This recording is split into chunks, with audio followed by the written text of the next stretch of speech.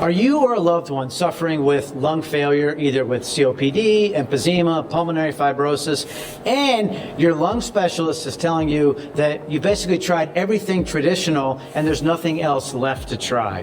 You need to keep watching.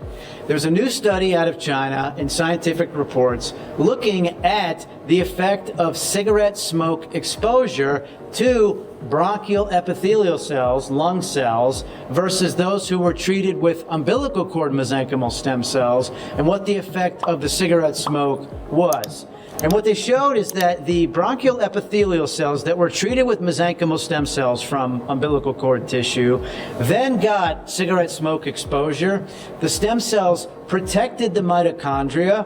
They protected them from what's called senescence, which is non-functionality, as opposed to the other ones that were not treated with stem cells. They ended up becoming non-functional, and the mitochondria became dysfunctional as well.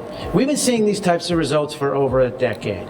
If you have COPD, emphysema, fibrosis, whether you're still smoking or not, we'd prefer you quit smoking, but whatever, you can see significant improvements with umbilical cord mesenchymal stem cells. It's a very safe, quick treatment through an IV and through a nebulizer, and the exosomes go right to the lung and they start to go to work right away.